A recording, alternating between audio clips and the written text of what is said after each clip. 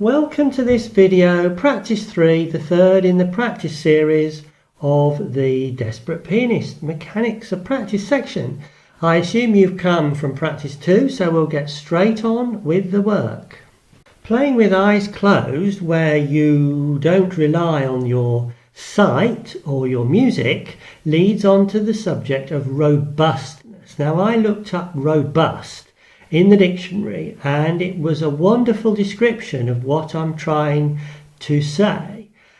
First is strongly formed or constructed, and the second one is capable of performing without failure under a wide range of conditions, which is perfect. You want to be able to play your piece without failure under a wide range of conditions, and that's what the desperate pianist is, or a desperate pianist is. Someone who trying to play the piano and just cannot get a proper performance together, and that's what we are going to sort out in our practice videos.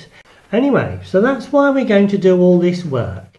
If you just think you've learnt a piece when you're relying only, say, on your motor memory, and that prop gets kicked away, then you'll fall over and you'll never be a successful pianist.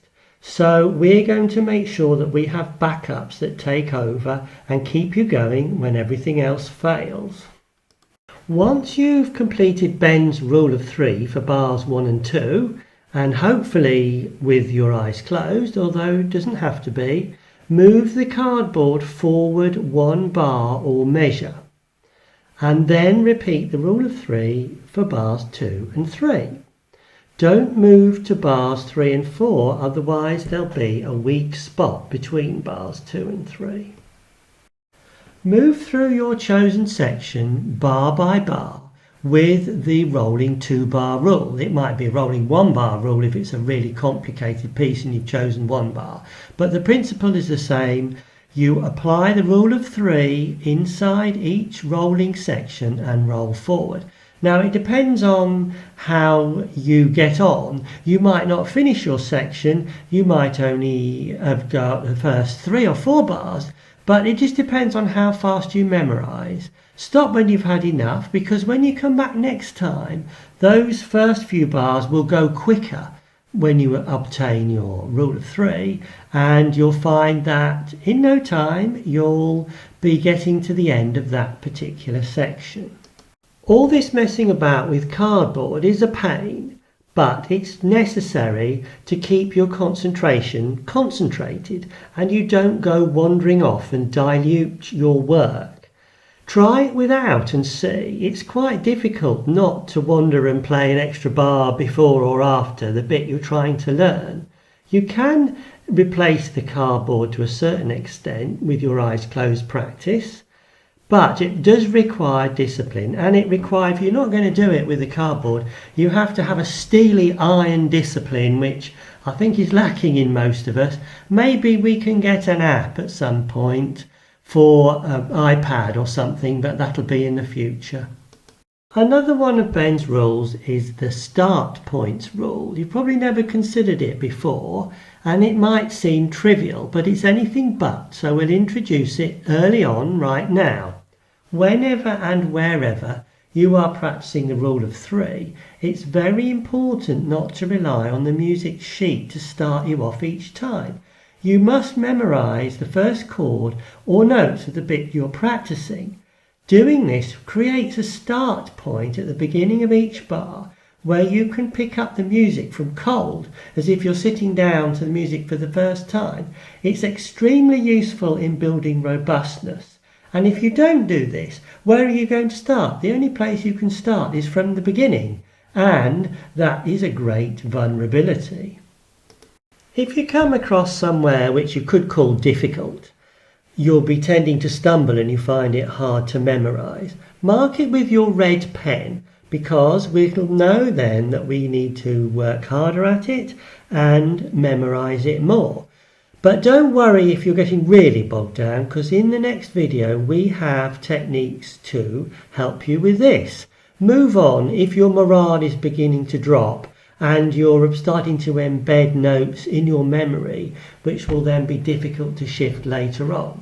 And then subsequently don't always start at the beginning of a section when you first sit down. Start at the third or the fourth bar or somewhere different, just to keep your mind interested. Okay, let's go over a few of the points that we've just covered. We have been operating our Ben's rule of 3 by practicing this first 3 bars. So once we've done that and we've got it in our minds, it doesn't have to be perfectly, as long as you've played it 3 times without a mistake, we'll then roll forward 2 bars. So we'll uncover the second and the third bar and we'll practice these with Ben's rule of 3 until we have got it right. Mark in any places with a red mark where you think you might need to do more. And then the rule of the start point is very important. So obviously we know where to start at the beginning here, but when we've got to these 2 bars, we need to be able to start from, and so you'll play this through. And then when you come back to play it again, to do your 3 times correct, what I want you to do is to close your eyes or look away from the music and pick up this particular place here from your memory and not from the music. Because then you'll be able to start at each bar in the whole piece from cold, so that if you ever made a mistake in a bar, you'd be able to start at the next bar and not be completely stranded.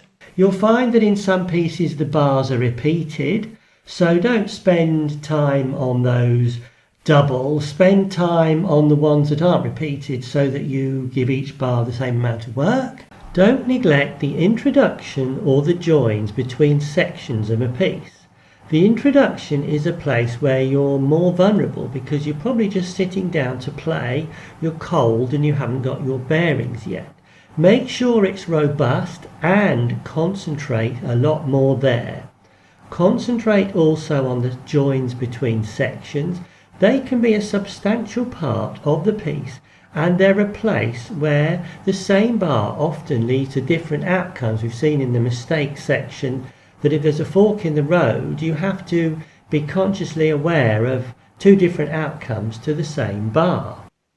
We've mentioned repeated bars. There's one here, and one here.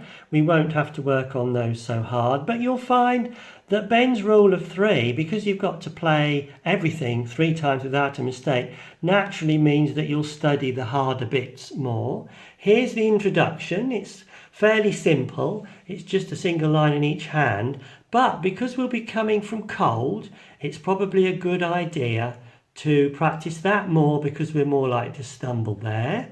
Now, there's 5 bars in the introduction. Down here, up here, there's 2 more bars here for the join, that's 7. Then there's another 2 more bars down here, that's 9. 1 more here, and then that's 10. And another 1, 2 there, that's 12, and then another 1, 2 there, that's 14 bars. So there's 14 bars of the introduction and the joins of the pieces. So that's nearly a whole section. A whole section is 16 bars. And so although there's 4 sections to this piece, there's 5 really, because you're going to have to put as much work into those joins as you are into the rest of the piece.